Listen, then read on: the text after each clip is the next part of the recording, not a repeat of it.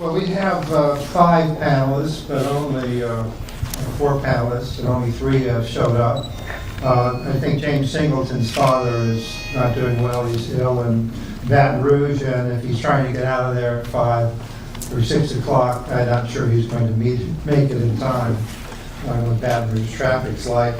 Let me introduce each of the panelists who are here, then I'm going to ask them to spend a few minutes, 5 minutes or so, describing their careers, identifying themselves, placing them in the history of this administration, which, when you think about it, bracketed a very significant and turbulent time in New Orleans history.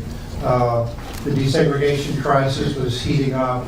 You had the Riverfront Expressway, you had the Claiborne Avenue demolition, you had Hurricane Betsy, so it's one of those periods of lumpy time, and a lot of things happen in there. And a man who really, before this, had distinguished himself in show business. He was actually an assistant cameraman to Frank Capra.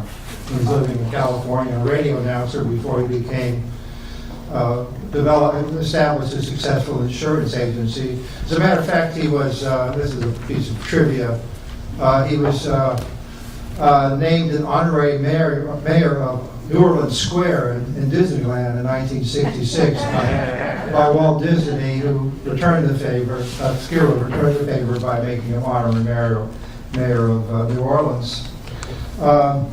It's a tumultuous time, and I think all of the panelists will be able to speak about it. I see a lot of folks in the audience who I know will have things to offer. John McCool, I think I saw Dave Dixon show up, if my eyes are not failing me. So I think this should be a very spirited discussion. And without further ado, let me turn it over to my neighbor on the immediate right, one of the early civil rights lawyers in the city, along with Robert Collins and Niels Douglas. And they were put together one of the more activist law firms. And Lowe's. Let me go ahead and have you introduce yourself or say a few words about yourself. My name is Lois Edward. I'm not sure what 2 words I should say. I'm native to New Orleans. I went to Howard University for 1 year, Dillard University for 2 years, and graduated from Howard University School of Law in 1959. And somewhere along the line, Loyola gave me an honorary doctorate degree. I don't know for what, and I don't remember the year, but I was honored to get it. The most interesting part of my legal career was with Robert Collins and Niels Douglas. We represented CORE, we represented the first city demonstrations, and later we represented the Deacons for Defense and Justice in Bogalusa. And after our firm disbanded, I represented the Black Panthers here in New Orleans. Anything else you want me to say? That's quite a bit of history. Jack? Thank you very much. My name is Jack McGuire, and obviously I'm not an unbiased observer of Victor Schiro's political career.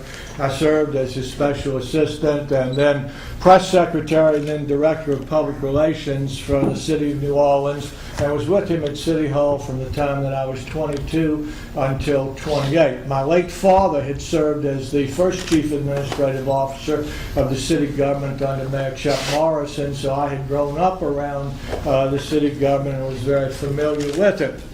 Vic used to say, if it's good for New Orleans, I'm for it, and that wasn't the sloganeering of some chamber type trying to appeal to people, but rather a deeply held conviction of a man who loved this city deeply and who served it honorably and well for 20 years as commissioner, councilman at large, and mayor. He didn't enjoy the support of the press in his 2 elections as mayor. Part of this was due, quite frankly, to ethnic prejudice on the part of one of the editors of the newspaper, who told me at a bar room that he felt that a Dago was good enough to be a councilman at large, but not as mayor in his town. Our mayor has gone into orbit. In 1965, the Times-Picayune said when he announced for re-election and said what his plans for his second term were. The Picayune said that he'd shot rockets in the air that were nothing but cannon fodder for a re-election that would fall to the earth and soon be forgotten. Among those rockets that he had proposed was securing an NFL franchise, building a dome stadium, holding a jazz fest. We can't compete with Newport, the TP said. A food fest to draw visitors a slow time, and sale of air rights for riverfront development with the widening of Poydras Street. Vic was elected as a segregationist, which virtually every elected official in Louisiana was in 1962. In a runoff with Adrian Duponche, who was supported by Chef Morrison and who had received about 92% of the black vote in the primary, in the runoff, Vic made very clear that one of the issues here was a block vote. He later regretted the tactics of some of the people who supported him, who went far beyond that. However, it was to his credit after he was elected, when blacks thought that they would be frozen out of City Hall, that in fact he appointed the first blacks to white-collar positions in city government. And despite those who believe that until Moon Landrieu became mayor, there was no black above the rank of ditch digger with the city of New Orleans. In fact, Vic appointed the first black assistant to the mayor, the first black assistant city's attorney, the first black building inspector, and another other positions. He didn't throw the door wide open, obviously, but he cracked it enough to make the opportunities there. I think one of the key points of the leadership he provided was in the 1961 school opening after the disaster of 1960 of the Screaming Women of New Orleans, when the school board made the abysmal mistake of targeting for integration 2 schools on the St. Bernard Parish line. Most people don't know, but the parents at Henry Watkins School uptown that included the children of many Tulane professors and staff members asked for it to be integrated, and the school board did not do so.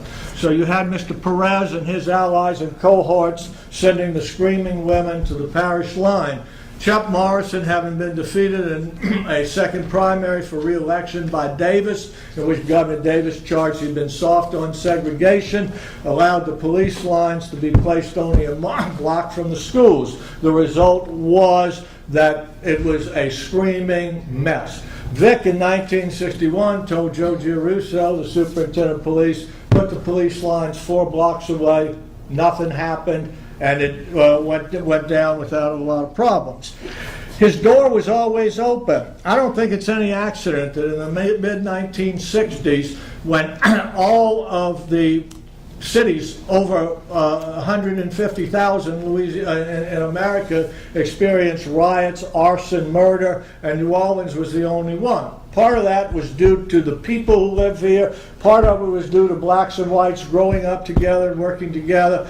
But I have to tell you, a great deal of it was due to what Vic did behind the scenes to try to ease things and to work with ministers and leaders. With respect to the Saints and the Superdome, in 1962 he appointed Dave Dixon, the chairman of the Mayor's Sports Advisory Committee, and he charged that committee with the task of getting an NFL franchise and building a dome stadium. When it became apparent the cost of a stadium would exhaust the city's bonding capacity, he went to McKithen with Dixon, and they sold Governor McKithen on the idea of making a state project. At that time, Governor McKithen was looking at the U.S. Senate and had dreams of the presidency, and Vic told him, John, you can unite North, South, regional, urban, New Orleans, the rest of the state. This is going to elect you to higher office. I used to tell Vic that when they dedicated when John McKithen died, they'd bury him on the 50-yard line of the Dome Stadium, and Vic wouldn't even be allowed to come in. The widening of Poydras Street was incredible. The newspapers ridiculed him when he said it's going to be a new Park Avenue of the South. And then I think finally, and there's so many things, international trade, everything else, but I think one of the major things also is the manner in which he handled Hurricane Betsy, and many people don't realize that the Ninth Ward flooded then. Fortunately, the water was pumped out after only a few days. There were lies that the city government blew up levees to protect white areas by Lake Vista to flood black areas.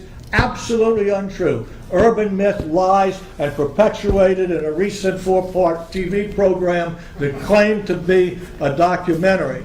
But part of this was the special relationship between Vic and Lyndon Johnson, too. When he got Johnson to come down here, and the recordings of the conversations between Russell Long and Johnson and others are fantastic. But when the president came down, he insisted he go to the top of the Seaver Bridge and see the rooftops there. Johnson left his people here to handle everything that had to be done.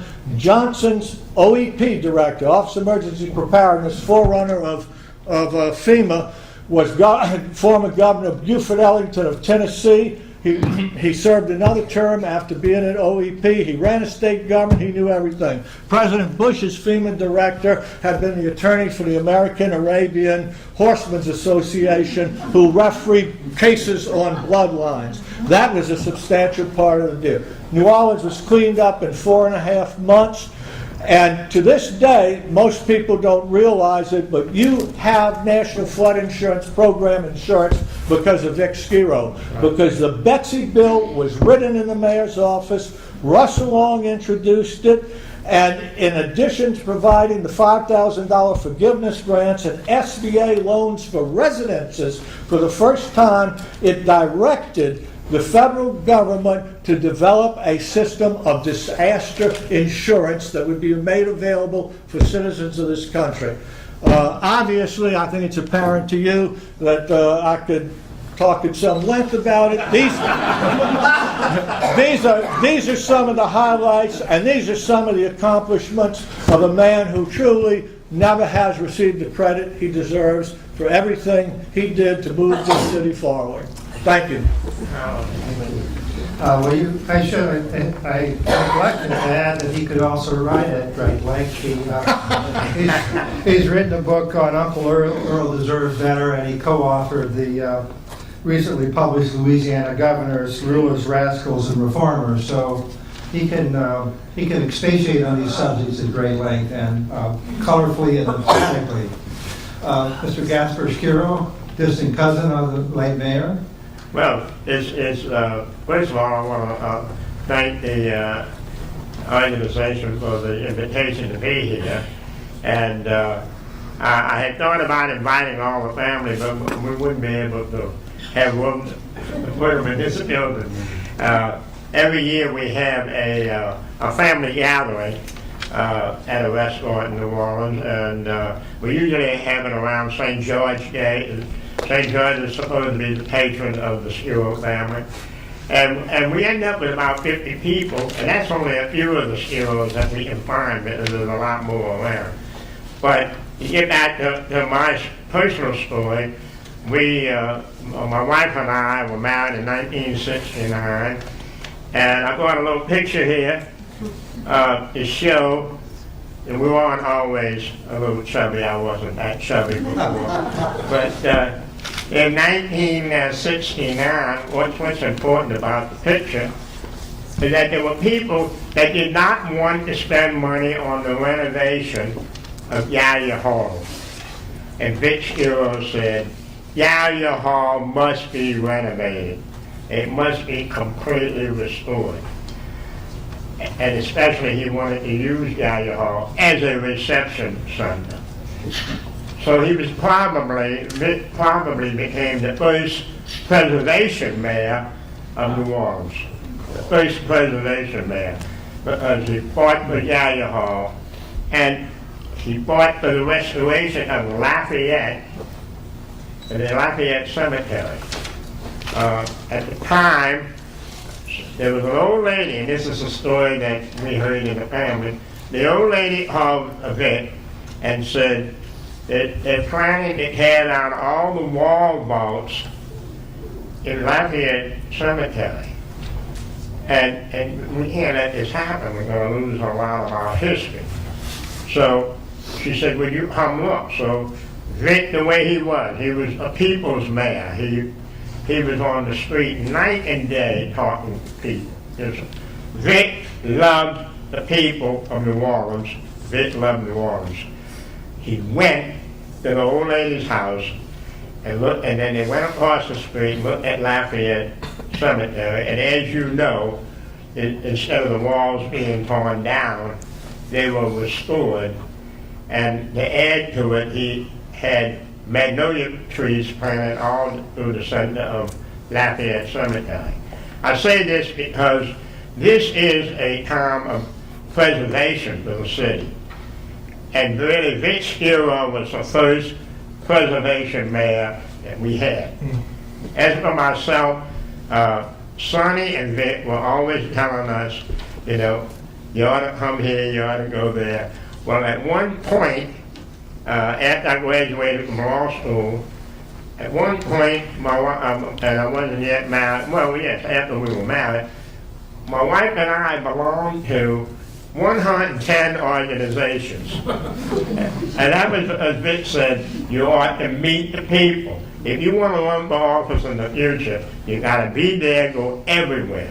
So we signed up and paid dues and went to 110 organizations. And the IRS called me in and he said, you can't possibly belong to all of these organizations. And I showed him my checkbook where I had paid all the dues.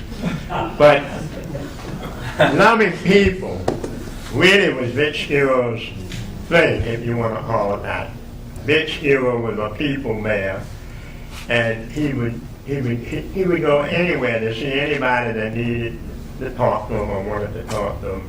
And he would walk up and down the street and talk to everybody up and down the street. And Sonny Schiro said she really had to worry that Vic Schiro loved New Orleans more than he loved her. And she used to always say that, look, I don't mind if you love New Orleans, but don't love it more than Mel. Eat Mel first. So we went on, and I decided to run for office. And at the time, I was in many historical organizations, and they said, you ought to be handling all the historical records. And I said, well, I really don't know much about the conveyance office. And they said, but you have to be the register of conveyances. So I was brought down to the conveyance office, and they showed me all the old books and the historical records, which go back a couple of 100 years. And I really fell in love with all the old books and records, the history of New Orleans. And so I ran in 1977 for that job, and I defeated a very strong old incumbent by the name of Ernie Hessler, and a TV star by the name of Ron DeShia, and y'all might remember that. And believe it or not, it was probably harder running against Ron DeShia than it was running against the incumbent. But that was my first election. And my wife and I just enjoyed it. We would get up in the morning and dress, and we'd dress to go to an opera meeting uptown, and then we'd end up going down to a bar in the Ninth Ward later on that night. And we would be going the whole day. And we followed Vic and Sonny with his idea, and Sonny used to say, one thing Sonny always said, treat volunteers with kid gloves, because they're all volunteers. So when you have volunteers, treat them with kid gloves. So that was one of the lessons that we learned. And of course, you can never outdo Vic for being a lover of the city and a lover of the people. And when he said about opening up parties, I talked to him about that because I was much younger at that time. And I said, Vic, you're going to have a hard time with that, or Uncle Vic, because in those days, they wouldn't allow us how, our cousins, even no matter how close or distant they were, you had, if they were older than you had to call them uncle. So I called him Uncle Vic.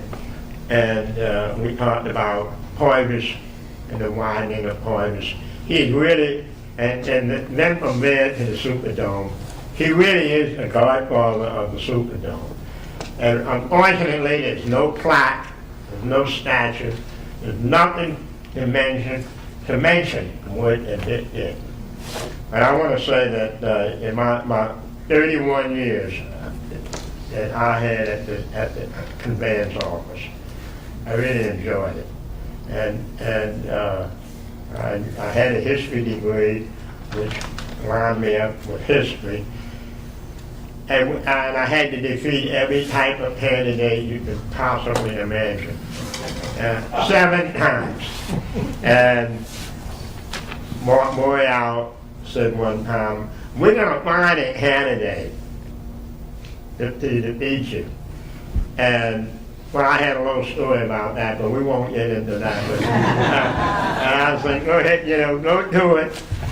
But because I'm going to win my 7th election, which I did. And our lives have been really entwined with the city of New Orleans, just like Vic and Sonny. Vic loved the opera. And when he built the Theater for the Performing Arts, when that was supposed to be the greatest opera house for any city at that time, that was the plan, to make that the New Orleans Opera House. And he loved being an international person and making the city an international city. His idea was that New Orleans was not just the gateway to the Americas. New Orleans was really an international city. And if you look at all the awards that he won, I have a card here, and we can't name them all, but he won awards from countries and cities all over the world. All over the world, they honored him in Spain, in France, in Italy, in Belgium, in Honduras, in Venezuela, in Japan. And that leads to one other personal story that the ladies will really enjoy. One night we were all at the Rex Carnival Ball. We were at the Rex Carnival Ball, and all day that day, Vic and Sonny had been with the ambassador of Japan and his wife. That night, the limousine drove up and picked up Vic and Sonny. The ambassador was already in the car with his wife in the limousine. And so they went to the bar, and the auditorium was cool, as it was on many nights. And so the ladies kept their coats on. So when it was time to be presented to the throne, to Rex and his queen, both ladies took off of their fur coats, their good coats, and they both were wearing the same evening gown, made either in Japan or in Hong Kong. And they said, what do we do now? And Sonny said, well, the show must go on. So they both walked up wearing the same evening gown. And you know what? The roof didn't cave in, nothing else happened, and everybody enjoyed the evening. But that is really a people story about Mayor Schiro, and I can talk a lot more about it. Let me change the subject. Sure. And I learned quite a bit from both yourself and Jack, especially about the fact that the federal flood insurance was first drafted in Schiro's office. That's a new one on me, and I guess it makes sense, not giving his background in insurance. But I want to shift the topic to one that's a little more delicate and sensitive, and that's race. And I think you've already admitted, Jack, that he was a committed segregationist. He didn't mince words about that. But my reading of this history, and of course I didn't live it like you did, or Gasper did, or Lolis, is that what that period reveals, at least the historians who've written about it, is that the power behind the power, and it wasn't in the mayor's office, it seemed to have been in the white shoe law firms downtown, Harry Kelleher and Harry McCall and Darwin Fenner. And I'm going to invite Lois to talk a little bit about this because I know you were on the front line negotiating with these gentlemen, and it was from what I can gather, it was quite an education for you and how power was exercised and hidden. No, thank you, Larry. When Brian called to ask me to participate in this program, I said no the first 6 times. And the reason I said no for 6 times, I cannot think of one decent thing to say about Vic Schiro or Chuck Morrison. They were racist pigs, in my judgment. I didn't think that they did anything whatsoever that was good for the city, and they certainly did nothing that was good for race relations. This myth that black and white people got along so well in New Orleans is foolishness. What it was, provided a black person was willing to take an inferior status and not raise questions about rights and freedom, the docile African Americans. Now you have to bear in mind, I was born in 1930, my father was born in 1900. When my father was born, slavery had only been over for 65 years. When I was born, 35. When I was born, slavery had only been over for 65. And New Orleans white people had a slave master mentality. The police department that was under Vic Schiro was a very, very vicious police department. The idea that Vic Schiro or Chuck Morrison or some moderates who were good for the city, I thought they were both awful for the city. And I thought that New Orleans went backwards under both Vic Schiro and Chuck Morrison. I cannot think of a single decent thing to say about either one of those men. Insofar as Vic Schiro, Gasper says, he was a people's person, he was a white people's person. He had no regard for black people whatsoever. At one point, he did appoint 2 people. He appointed Marcel Trudeau to be a prosecutor in the municipal court, and he had Philip Baptiste as sort of a flunky. But there is nothing in the history of New Orleans in terms of black and white relationships that came under either Chuck Morrison or Vic Schiro. They were awful for the school system. They were awful for civic education. Everything about them was negative in my book. We used to consider both Vic Schiro and Chuck Morrison always as the lesser of evils. But we all thought, any intelligent Negro I knew considered these people to be nothing more, no less than vicious racists. One of the difficult things in dealing with that period from the standpoint of City Hall, particularly as the mayor's press secretary, was that there were so many things that we were doing that could never be spoken about publicly, because if they had, they would have undercut some of the older responsible black leaders who are being pressured by younger militant ones. And I'm going to give you an example. A group of black ministers, older people, some civic leaders came to see the mayor, and they brought with them a guest from out of town. His name was Stokely Carmichael. And they came to the mayor's office and they told the mayor in a very private meeting that we never publicized that Dryad Street was going to go up in flames, people were going to be killed, homes would be burned, if certain things were not done by the city government. These were things at the time could not have been done because they were not legal under the laws of the state of Louisiana. And it's very easy to say you should have done this, you should have done that, but you have to understand what was the law of the state and the code of ordinances of the city of New Orleans at that time when you take an oath to enforce those. And during this meeting, the mayor asked me to pass around a tablet and get everyone's name and phone number and how to contact them, so if there were problems, he could reach them immediately. And then as the meeting went on, the mayor finally stood up, and Mr. Carmichael said, well, we've got guns. He said, fine, I got machine guns. He said, we've got other weapons. He said, we'll have barricades. The mayor said, I got a tank. Now, what do you want? You know, you want to go toe for toe on this?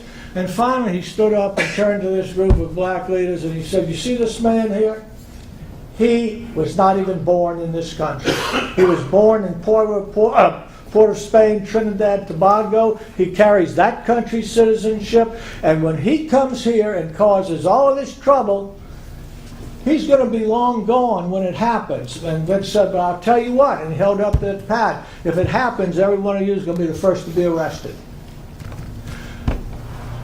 There was a meeting that I had a tape of that I found in the mayor's house, and it's going to be used by Dr. Haas in his book.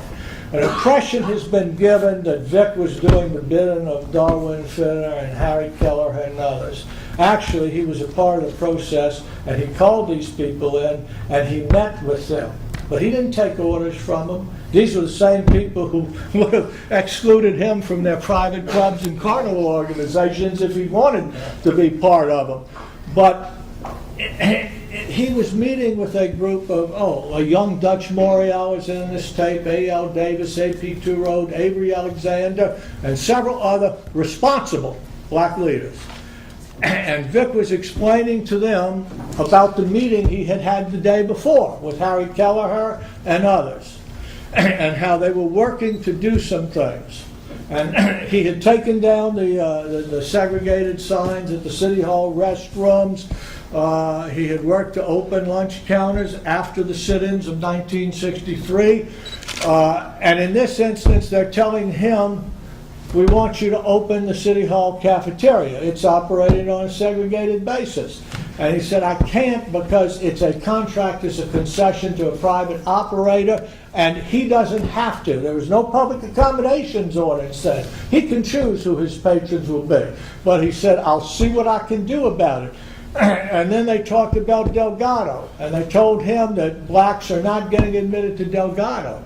And he said, I'll see to it. And he told the president of Delgado on the phone during that meeting, if I hear that people are being turned down for admission to Delgado, which went from 500 students to 5,000 during his mayoralty, I will dismiss you and we'll get somebody who can do it.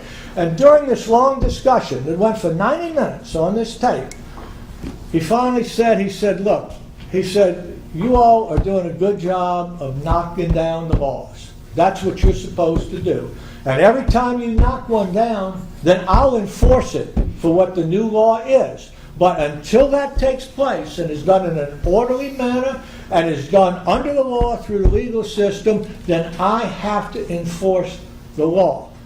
Leah Chase will tell you about the meetings held upstairs at Dookie Chase that no one ever knew about in trying to deal with the minority community. And while I respect what Mr. Eli and others have done and their commitment to civil rights, we were also in a transitional period then between Morrison and Landrieu. And Vic was a transitional figure there when the barriers of segregation are being broken down, where the city's moving forward, where we've had a tremendous amount of progress, where the principal political organization was the OPPVL, Reverend A.L. Davis.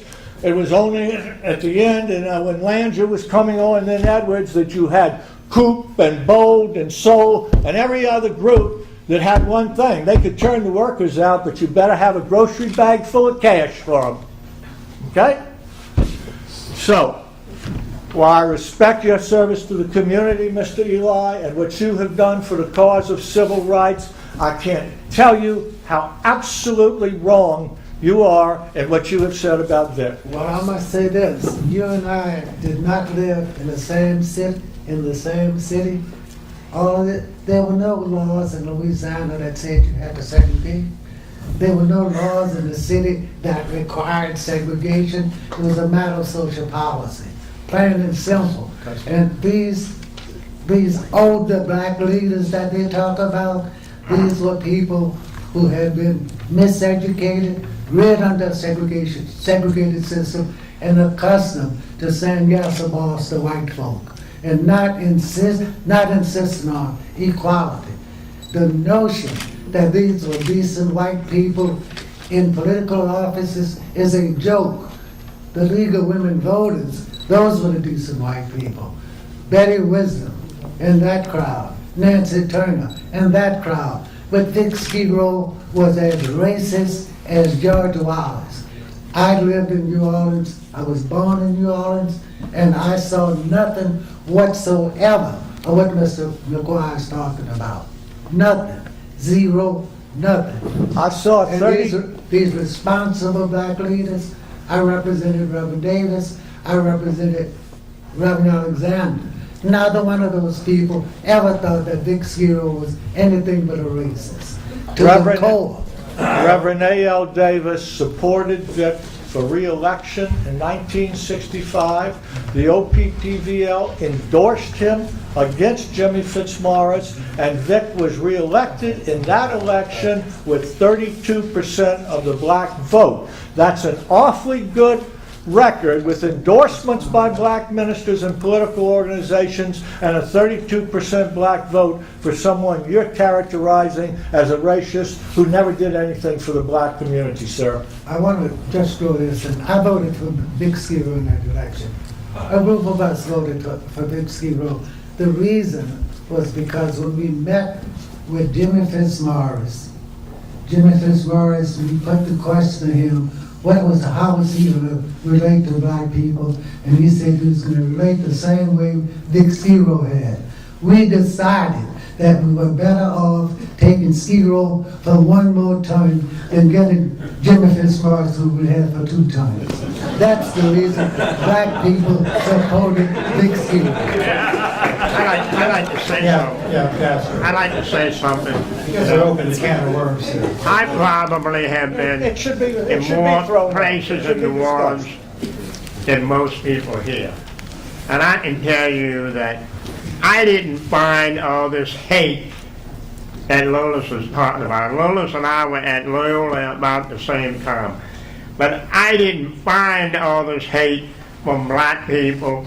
And my name was Schiro, and they knew who I was and where I was coming from and how I was related and so forth. And I was treated, very respectfully and very wonderfully.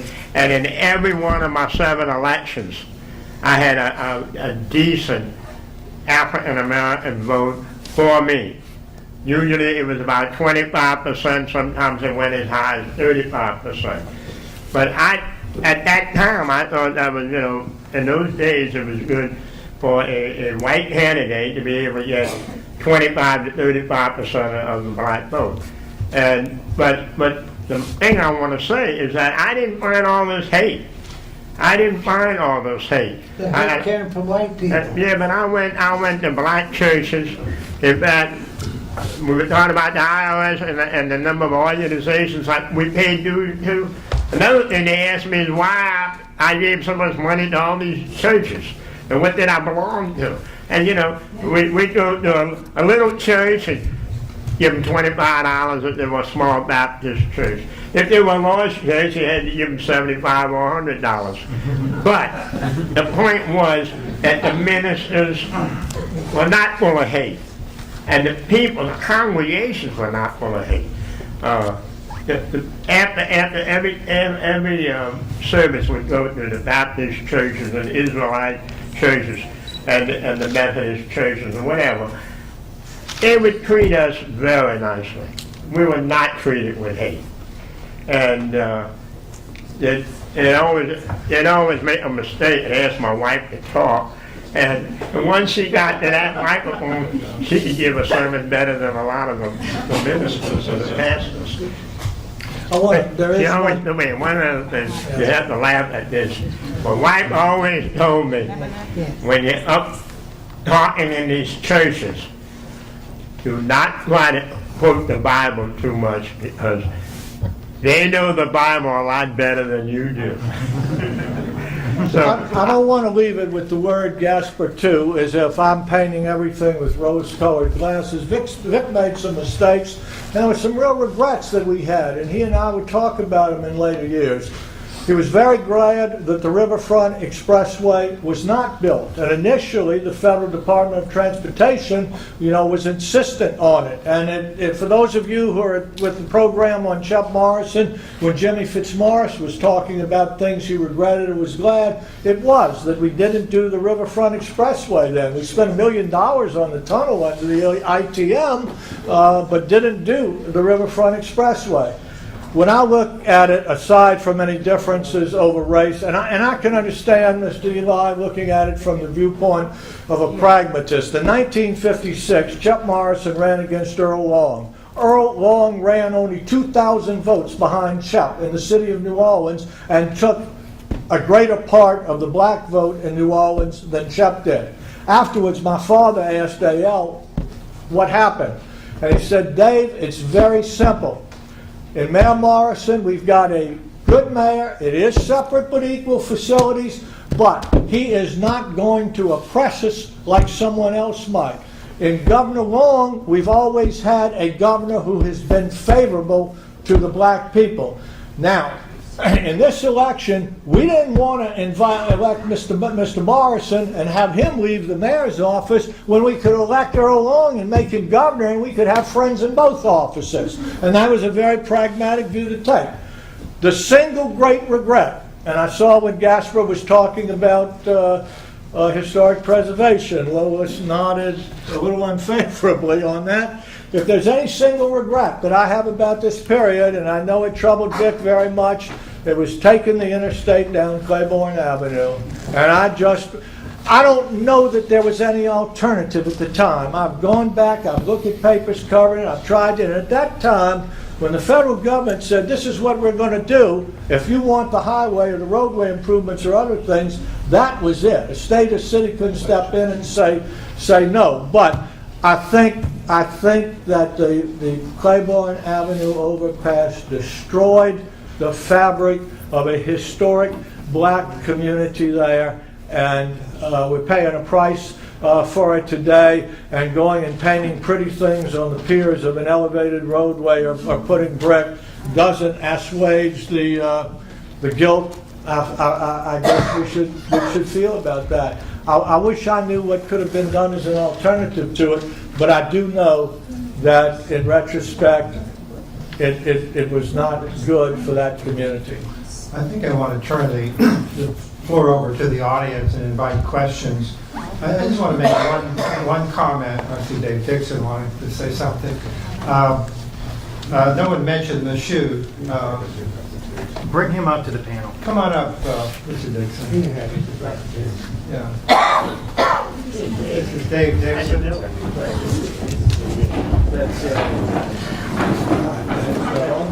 glad to see it. Are you? I'm glad to see you. Good. So to say. Yeah, I just have a few words to say, but John Peacock's back. you're being very respectful of my age, suggesting that I sit down.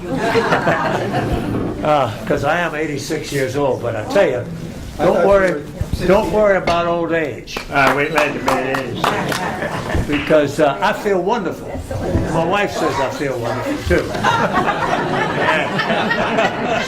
Well, let me tell you one thing about Vic Schiro. I have a little bit of a guilt complex about it because at times I tended to underrate Vic, and in retrospect I underrated him badly. because he was a pretty darn good man, really. He really was, Mr. Eli, and he did what he had to do at that time. You know, and a lot of us do what we have to do at a certain period of time, particularly in politics. I understand that quite well. I saw John McKittrick up very, very close. I saw Vic Schiro up very, very close. I saw Chuck Morrison up very close. And I saw Moon Landrew up very close. These were all pretty darn good men, some of them really great men. I rate Vic very, very highly. He was a decent man, kind. I've never heard him say a really bad thing about anybody. And I will say this, that I remember saying to Vic one day, I said, Vic, you know, I've got to sell tickets. We were going to put on this big doubleheader to try to get the National Football League in here. And I had Tulane Stadium. Mr. Joe Jones had told me, Dave, the stadium is yours. You go out and form a group, and it belongs to the National Football League. And so anyway, we were going to put on a big doubleheader. It had never been done really in football, and we had it was very politically selected. And Vic complimented me on the politics of it, because I explained to him what I was doing. We had the Detroit Lions and the Dallas Cowboys.